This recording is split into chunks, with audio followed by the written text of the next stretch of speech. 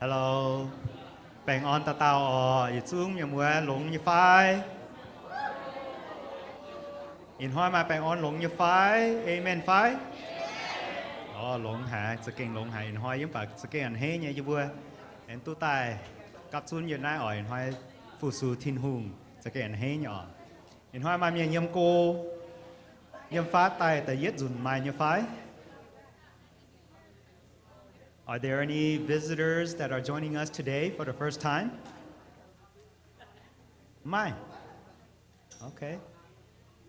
Mai bảo bữa can nhập yam nhận sám nhỏ mà tới mình số tàu retreat nó mình camping mẹ bà sẽ say mai nhận sám nhận hoài tài sẽ kinh lông hạ như bữa giờ chúng ta cáo khơi là bài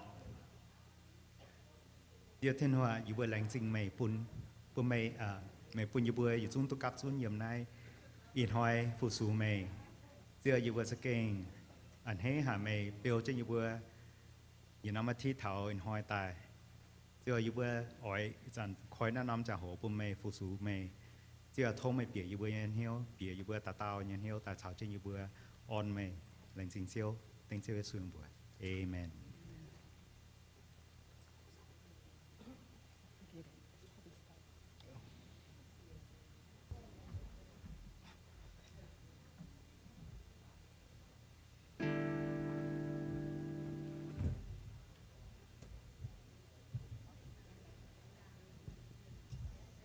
Giờ mà bố mà cha ấy tôi nó số chính xác như bố bảo dung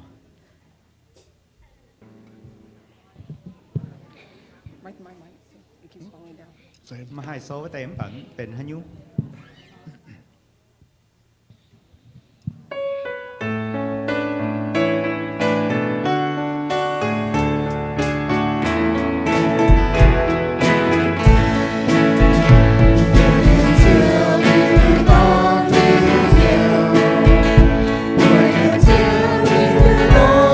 Hallelujah.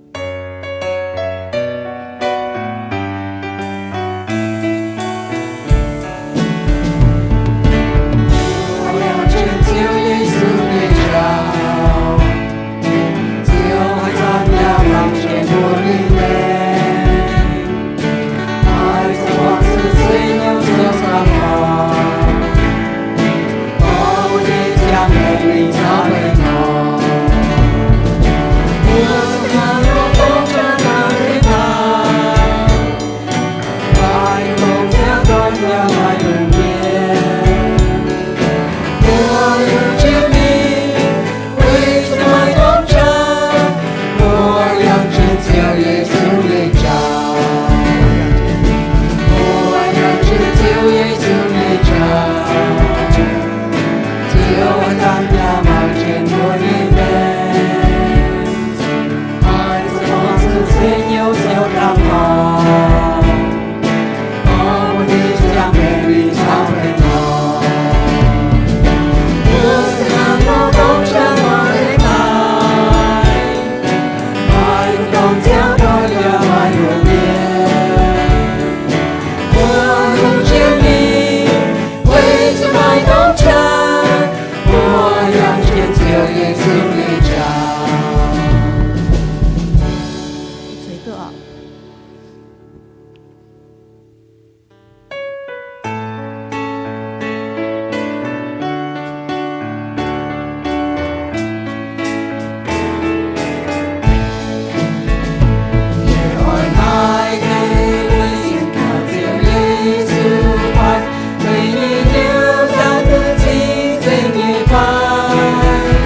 我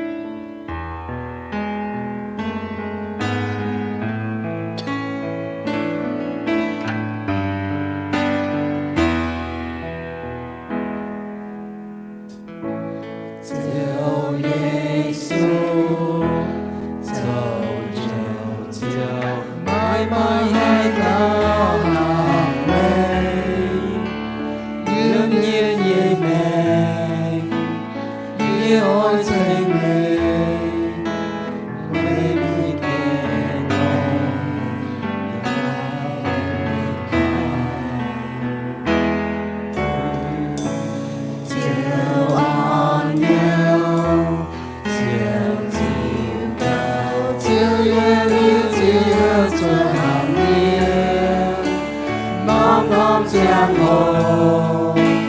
buôn nghĩa thái mê tan ra nhiều quá tan chiêu yêu mong dây chia bao dung thế tiêu chi người quê đi ngày cao cha đi chúa tôi nhìn chúa ta yêu mong đau đây đem đau tu coi yêu người nguyện đến chưa đi ra ba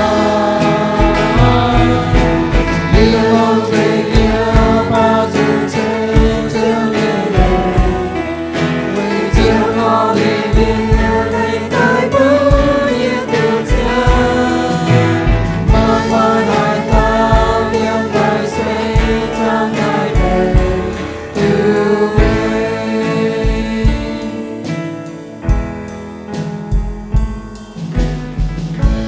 My Jesus, Lord, there is none like you. All of my days, I want to praise the wonders of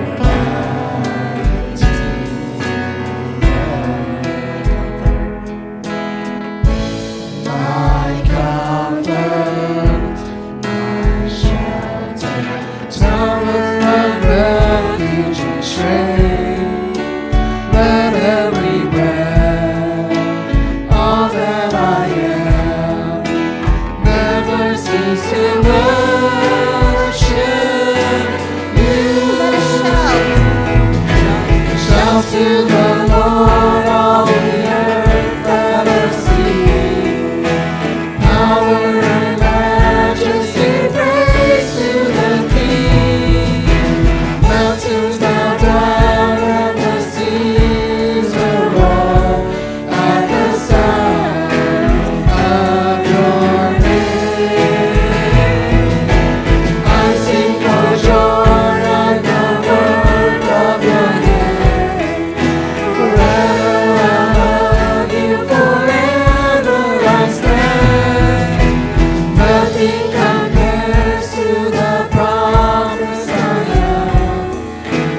I bow your nice faith and I beg. I bow your nice faith and I beg. To me. 慢慢開頭，奉學我哋出到。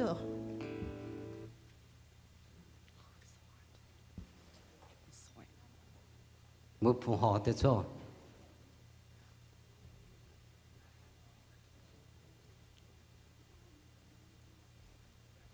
giờ bây giờ ta cao phù họ lấy chín chiếu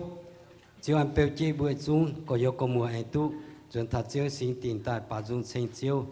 tại bưởi anh mua hàng thảo phiên xanh chuẩn tổ nhà bưởi bưởi hai chuẩn tu tại lồng nhà bưởi mảnh sản tiết chiết thu sản năm chiều bưởi bà dung thảo đam tiền bưởi tiền kiên siêu này tế chi nhàn lồng chỗ chiếu như cùng nhà bưởi bưởi hai chăn tu tại anh hai lò tươi bưởi là bài tòm mày bưởi béo cần phụ số chiếu như ổ chiếu tu chiếu mình xây dựng bún tông mà bún nhẹ mà chiếu lạnh chín mà bún nhẹ mà chiếu lạnh ế nhà bún đồ vừa thì chuẩn tầm mài ta chuột sản tiết chiếu thung ôm mà chiếu sát tông nhẹ là chiếu cầu bún ta tàu như hoài mình cũng có yếu biển nó cũng như ta béo ya nằm nhẹ làng nhẹ lạnh chín chiếu bùi bún hòn hoài giờ mà chiếu dầm hiền ya bút số mà chiếu ya bún như vừa mà bé on nhẹ sản tiết chiếu thung ôm sản năm chơi vừa cấp xin cầm hiếu phù hòn tết chi nhàn lồng chỗ chiếu như cùng sản tiết chiếu thung mà chiếu xây dựngจะทำเนี่ยปุ่นต้นวัวปุ่นจนใต้ฟงหอเนี่ยโอเจียวแรงจริงจะนำเจียวแต่ยิ่งสวยบัวฟงหอเอเมน Amen.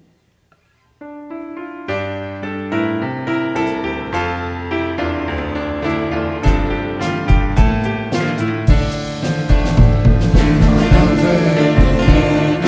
subscribe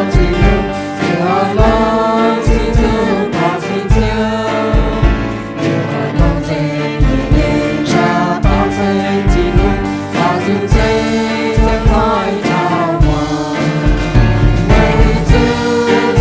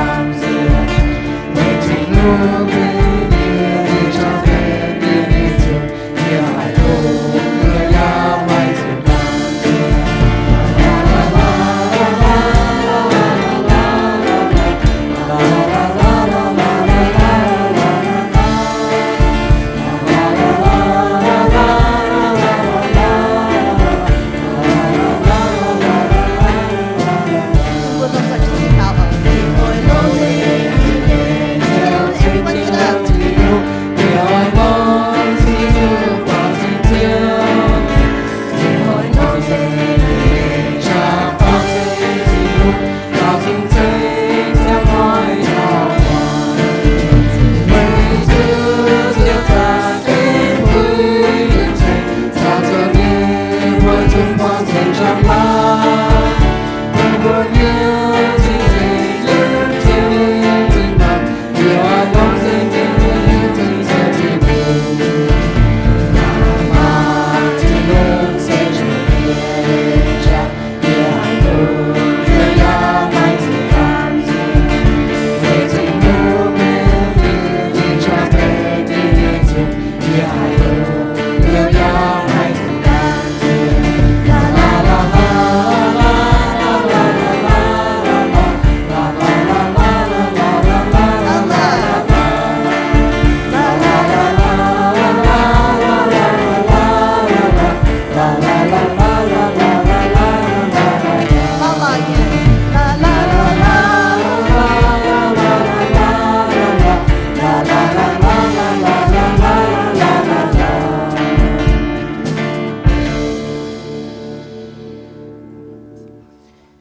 OK, buổi nóng tiêu dung bên buổi hiểu mong kinh sâu ở tiêu dung hiểu bất kỳ dùng bằng hơi bữa bảo chuyện nha.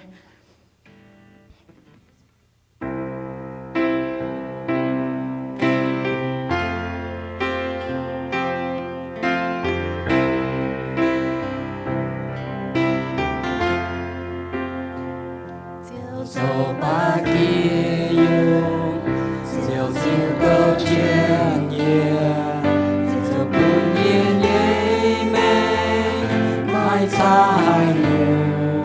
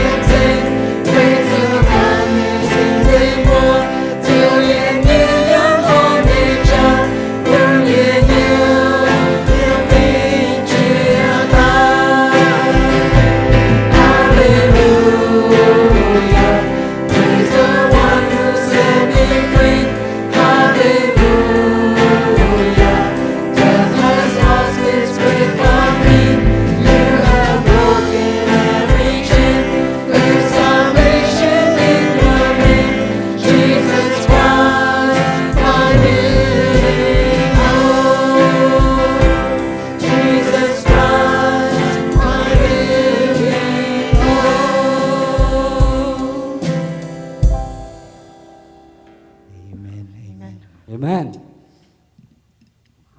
Bố thô bố như phiền sáng vào ta chun khu như phiền bùm bố.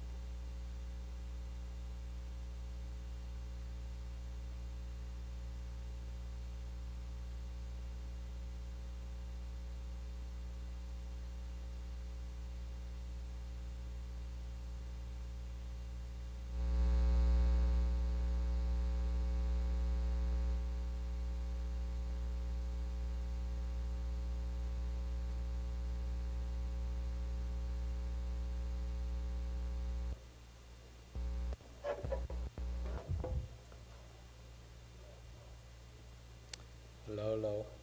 Good. Thank you. Lại xin thiên hùng ở tỏ sự bún nhiệt chiếu, bún bùa tự yếm chiếu nhiệt béo chiếu dầm hiền kinh, mà chiến yêu mà on lọ, bùa giảng bún nhiệt thiên hùng, giờ lại xin bùa tỏ trung ý quan, lại xin bùa nhiệt keyboard nhé, bọ drum nhé, bà trung nhé, kinh bà tự lông hải bùa lông cho xin thiên hùng ở tỏ sự chiếu, lại xin bún nhiệt thiên hùng. Giờ lãnh trình bữa chia tay tham quan nhé, vẫn hỏi là cũng chẳng lãnh trình mai cái nào bữa nhiêu quan, mai sáng nay bữa nhiêu quan, bữa lãnh trình thiên hùng về nữa bữa số thiên hùng nhé, kinh anh hay hả ọ, tao chỉ bữa nhiêu chiếu, đang bữa ngoan khu phiền ở trang hồ, lãnh trình bữa nhiêu trung tu biệt thật chiếu như béo chiếu như dầm hiền, trên thiên hùng bữa lom rồi, con hallelujah trên thiên hùng. Đó chỉ bữa nhiêu thiên hùng lại chính bữa nhiêu chiếu à, yên hỏi kinh sâu nhé, và sẽ con thằng ai hộ tao con, Jesus pay it all. Giêsu giáo sung dình, Giêsu thành bữa giáo sung dình bữa nhiêu chế à, bữa mai kinh sâu bữa lom rồi, có thể sẽ diễn bằng, yên ai mất thái sâu, như chỉ thiết trang và chiếm tháo phế chiếm phế yếm.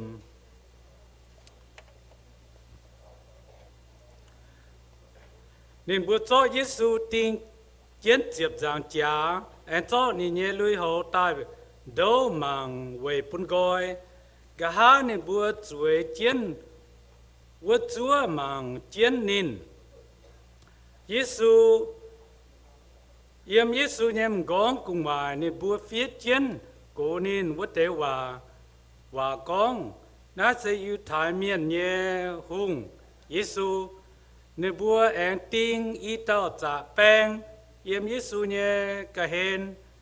mà tao yếm biểu mẹn, mà tao yếm trái mẹn. Chỉ cháu nhé miền khi nín, hoàng kiến gong,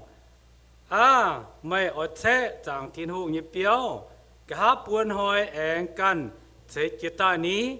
dấu mày cần, chỉ có mày dấu thiên hùng nhé tôn,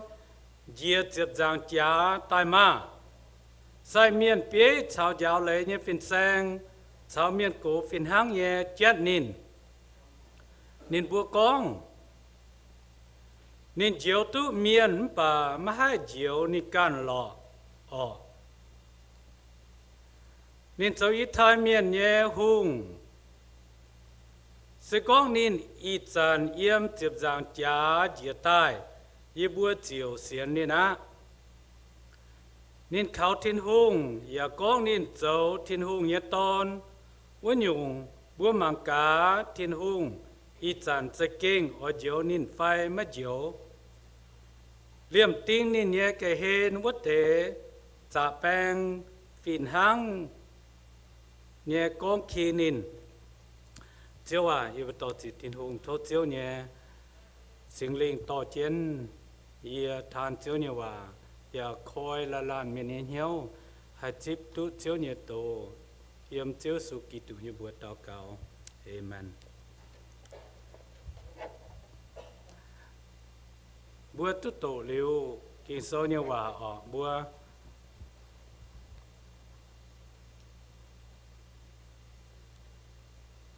mang cá ở in hoi kinh số như sẽ tung nàyพ่อแม่ว่าไม่หาเต้าจุเข้าดงเยซูเยี่ยมจิบจางจ๋าเตี้ยเตเมียนจุตายมาเตเมียนจุติงป่าไม่หาเต้าเข้าเจียดงเยซูเยี่ยมจิบจางจ๋านั่นเสกเก้าเสเจียไว้จูเยซูไม่ต้องหายงนบัวนินเจียงตุนยูเนี่ยแมงนินมัดจดตูปูนหาเต้านินยามัดตองจีหาเต้าบัวมังท้าบุญเยจิวยิสูเมียนตอนนี้มีติงจิบจางจาเนี่ยเจียงโหบัวปวดจิวยิสูน่ะนินไม่จุยเนี่ยมตองจีหาลานเมียนมาเตเมียนน่ะหอบสุดตายเนี่ยนึกว่าจดจ่ามาเตะลูกเมียนมาเตะจมเป็นในเจ้านึกว่าถ้าหอบสุดติ้งสุดจางจ้าเนี่ยหอบสุดมีติ้งเนี่ยมันป่าเจ้าอิสุเน้นมาหอบสุดมันป่าเน้นเวบัวป่าเมียนเน้นตัดเจียวบัวป่าเมียนบนบัวตุเลยดูจุเน้น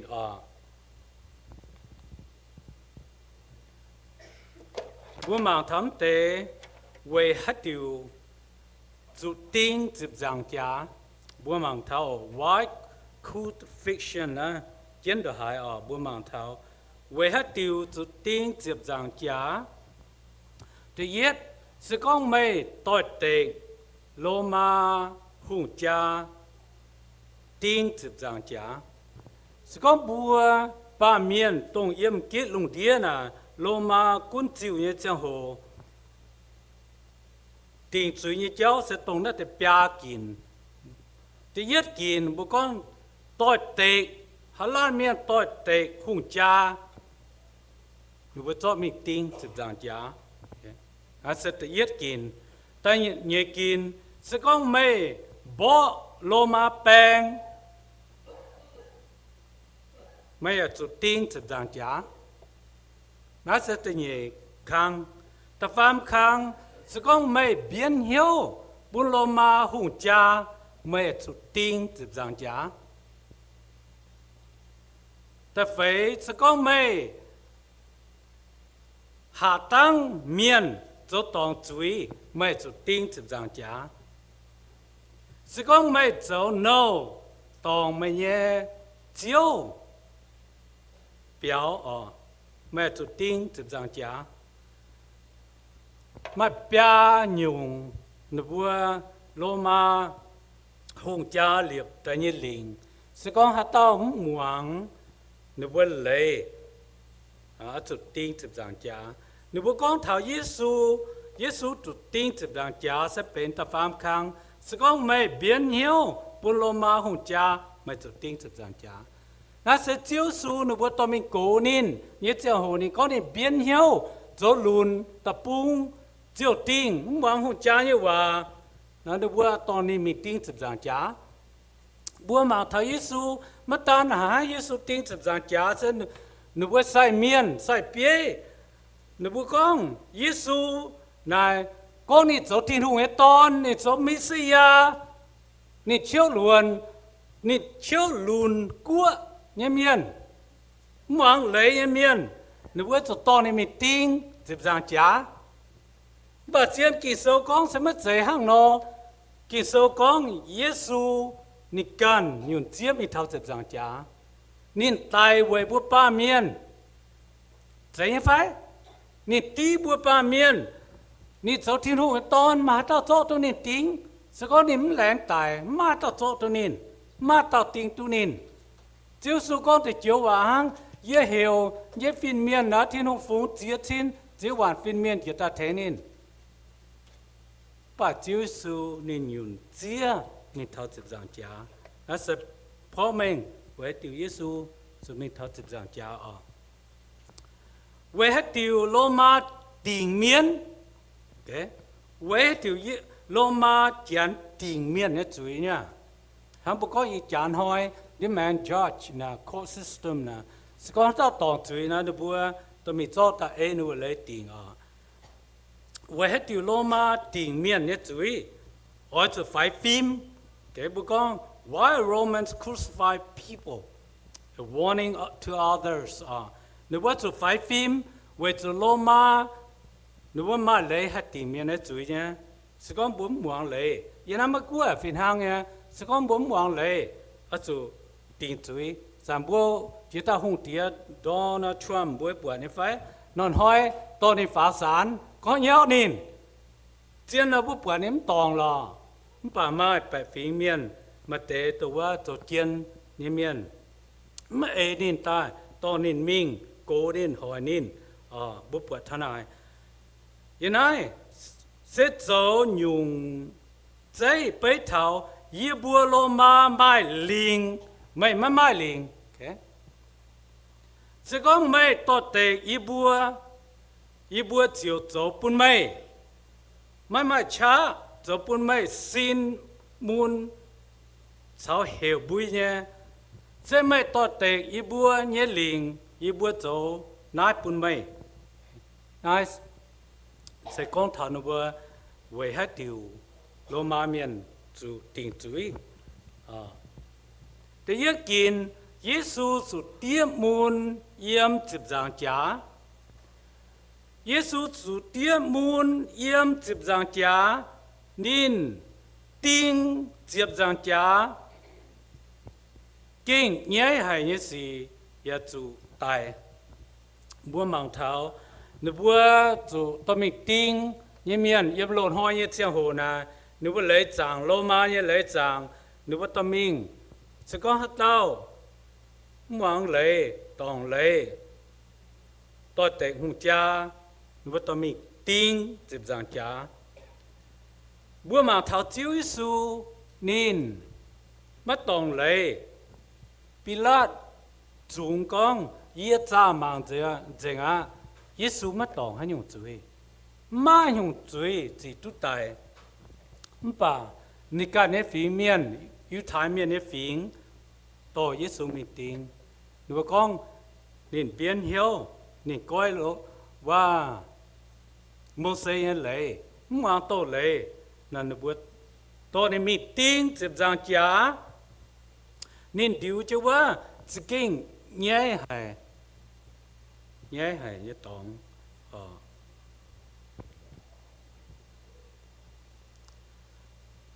ยิสุกันดามนี่เนี่ยจุดจังจ้านิ่มตองจุยมาจุยยังเมียนป่านนี้จุดดามเจนิกันเนี่ยจุดจังจ้าจุดติงว่าลานเมียนอ๋อจุดดามเจนจุดจังจ้าการเจนเจ้ามิงmiền Nam ya hiu tu tiếng chụp giang trả sẽ hoài hay nhé miền bùa khi tu in hỏi bùa yên nó mới qua được bung bùa yên court system na bùa có mình tháo xì tòng nhé tòng na sẽ có bùa tòng miền lực quay tàu trả lấy ta hỏi bùa phá xì tòng na bùa nhóm gái như phải buổi nhóm gái Giêsu na nếm tòng nhóm chuối bạn buổi chỗ to nên mình phá tháo sàn bữa con xì tòng cái tòng cho mình tháo xiêm nên gà lai nè chủ đam chỉ cần nè chụp giàn trả mình nè buổi xiêm nên đồ na khâu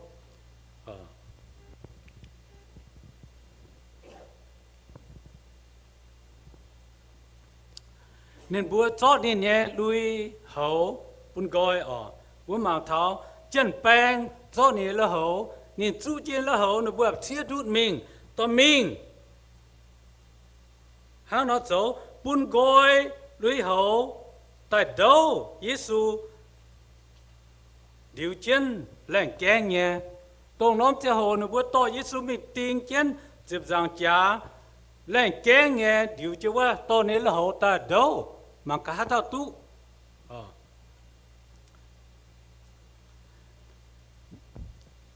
Giêsu lệnh kén nhé điều chân yếm dầm hiền mảng nên bữa tu giáo chỉ nhé miền Giêsu can tu giáo chỉ nhé miền ye chúng tu hại chỉ Giêsu nhé tổ tu hại Giêsu con nhé hòa nó bữa tập quạt Giêsu trò nhé bèn ya hiểu tu miền tại mình đang tại nhé tông nó tới miền tổ Giêsu mình tin kiến qua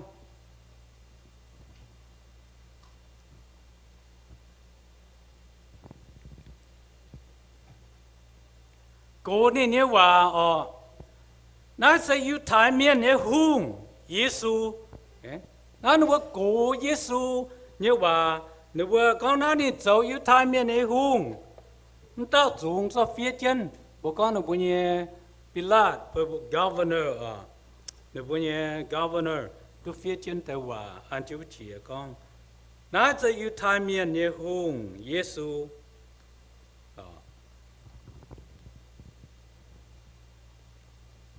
nó tới hòa con tổ nhé buôn lùng địa miền khi tu Giêsu sẽ cha nhé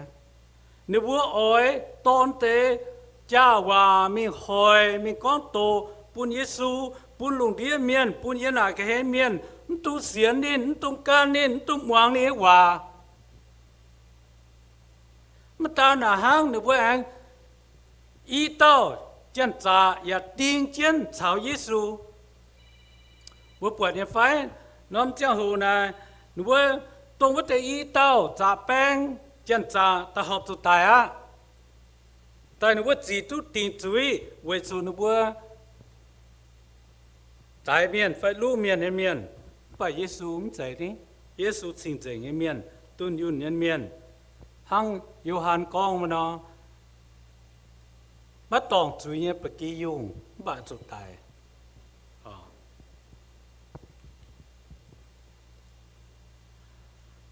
tâm thiên hùng ya quang chân yê nè Giêsu càng con thiên hùng ya quang chân yê kinh hoài hay khâu hay yếm chụp giang trả nói kinh khâu chia muốn chia Giêsu chủ thiên hùng quang chân nín tông nôm chiang hồ buôn bàng tháo chiếu Giêsu thiên hùng nhẹ tôn chủ tinh chết chụp giang trả muốn hay khâu hay chiếu thiên hùng can chút màng mất tu ạ chiếu thiên hùng can chút màng tu ni tôn chút tinh chụp giang cha sẽ kinh khâu hay quay búa lùng địa miền quay búa chui miền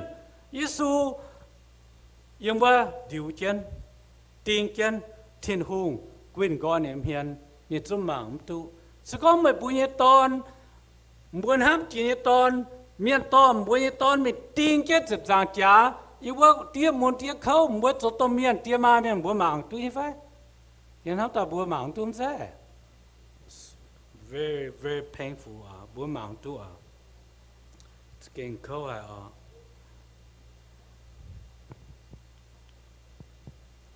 bên qua này miên bữa mảng câu mày buông chim hiền bữa mày miên chăm có mày lồng nhẹ yếm có nhuyễn hiếu kinh nhé hay mà hít tu thiên hùng hay quảng miền tham nhé chuối nhém bà can diệt thiên hùng mấy quảng nó sẽเป็นว่านายทับบัวhít tu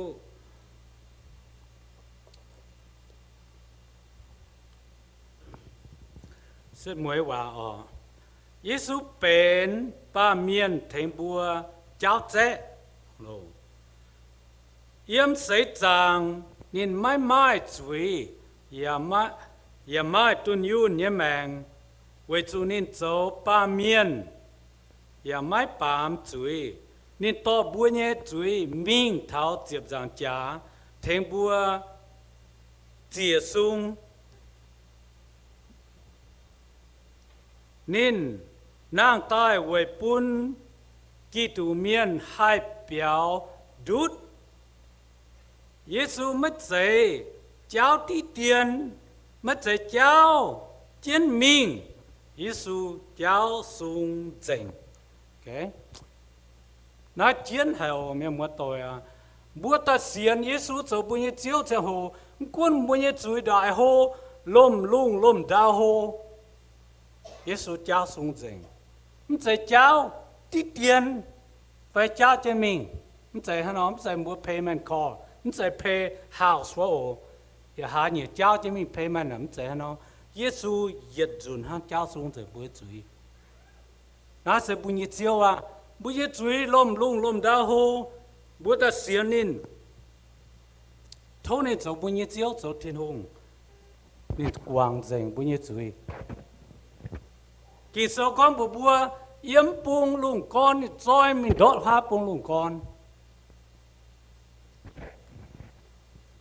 nên quang tôi được bao cô nha bữa nhiêu chuối này là khu dành niệm chẳng thảo à nó sẽ bữa nhiêu thiên hùng sẽ bữa nhiêu chiếu Giêsu à bữa sẽ kinh anh hay là chính bữa nhiêu chiếu à in hỏi bữa sau bữa nhiêu chiếu Giêsu chuang tiền nhận sinh tháng bữa bền bữa nhiêu hiếu bền bữa nhiêu mèng sẽ con okay sẽ con if sẽ con mày nhìn hiếu mà nắm tòng chỉ chui bữa tiền hùng không phải bữa nhiêu chiếu Giêsu nắm chân hồ bữa tao cáo niệm tu con bữa chỗ ta sắp bồ mà họp thiên hùng mà họp miền mà họp mùa bữa chỉ tu Giêsu nhật xin chỉ tu Giêsu nhật chúa chỉ tu Giêsu nhật chan sớm họp mà nhung bữa chỗ chỉ tu Giêsu sẽ chỗ thiên hùng chỉ tu Giêsu ta tài với bữa chỉ tu Giêsu quảng bữa nhật chuối chỉ tu nam chúa sẽ bên Giêsu nhật xin chỉ tu nam chan sẽ bên Giêsu nhật giam bữa chỗ chỉ tu thằng này bữa chỗ hiếu tu thằng này cái bữa làm rồi cam hiếu ta cao cha bữa hiếu cha bữa nhật xin à chiếu à y bữa yếm chiếu thì thùng nhật dầm hiền y bữa chiếu Giêsu tu tiền kiến chụp chán trả tu kinh câu hay điều chúa mà miền con tổ mà miền xã ye nín mày xin dình ye thiên hùng xin dình ye chiếu Giêsu không tòng chuối không chỉ tu tài bảo vệ tu chiếu mình ham yêu bữa ba miền bữa nay bữa hay coi hiếu chuẩn tài hay tu diệu tu chẳng kiến em mà chiếu Giêsu dập hiền bữa lan xin chẳng tía chiếu à in hỏi bữa chuang tía thầu chiếu Giêsu nhận sinh hàng hốp sinh uom thầu chiếu Giêsu nhận chính chính cái sinh linh cha yêu bữa nhiên hiếu cha yêu bữa nhiên mèng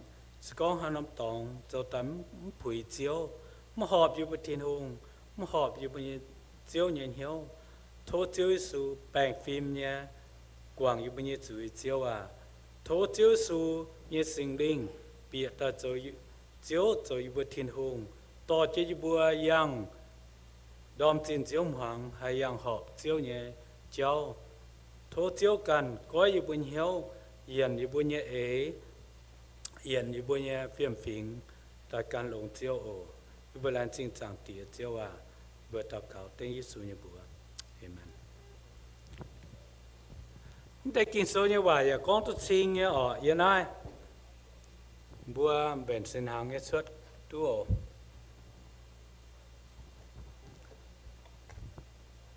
bữa lần chế ya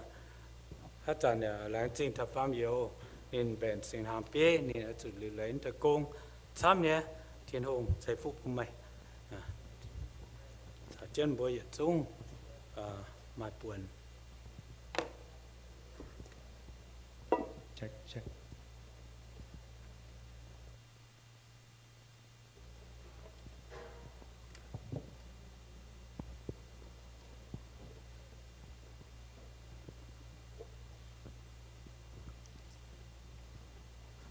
để hiểu sinh hàng bế thành lãng trình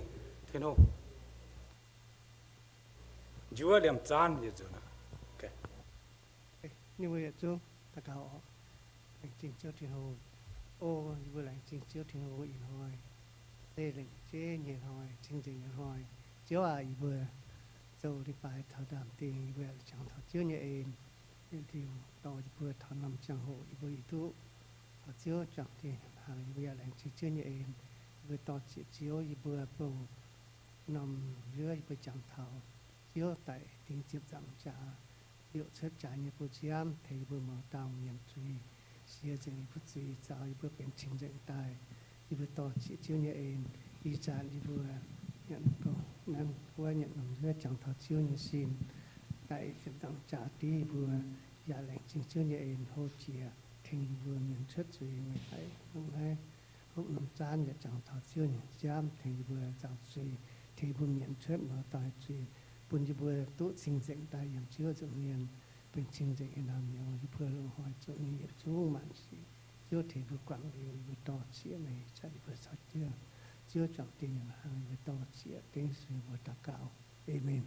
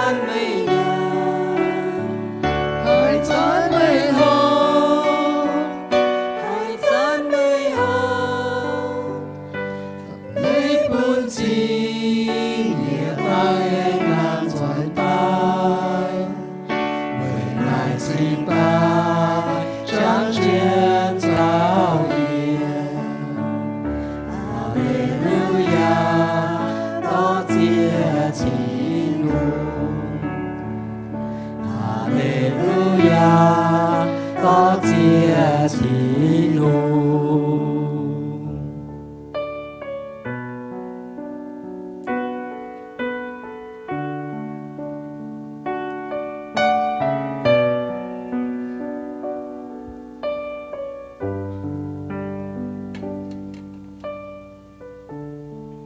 bữa bên sáng bữa tèm bữa ít tu nát tao yểm nó tao yểm nó bên bữa dây yang hang bữa mẹ đều tao phai để nó bên chúa bên chúa. For those you hear first time, the first part you tear it up, the plastic, want the bread in there, you take it first. Then second layer, that's the second layer is the juice in there, okay? Rồi bữa lồng cho chút rồi phải? Oh, okay. Đúng rồi.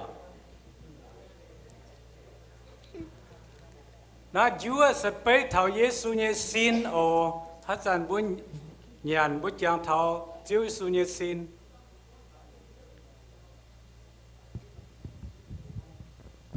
Tú rồi phải mẹ gọi ta phải. Ok, nhưng bây giờ nhàn ô tông chàn.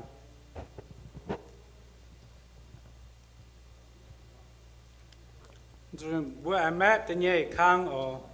Tên nhé yểm bố con second layer.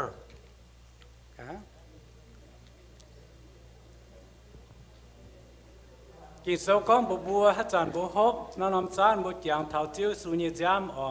bố lồng dòi hốp ồ.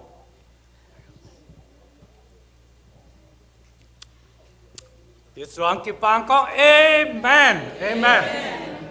Tại tí tiệm bên thì không kế. Tập phản bố hốp lên lông ạ. Lãng chính được bữa tọt dung miên, lãng chính được bữa bề chính tháng cái miên, bữa nó bữa thank you được bữa dịch dung, thank you. You know me bữa in hơi yêu ở bữa muang mai thế phiền ở chỗ con, ý châu hòa ở chỗ con nè, liệu bữa chính ta cáo về bài miên cái ha, na yêu bữa dịch tao.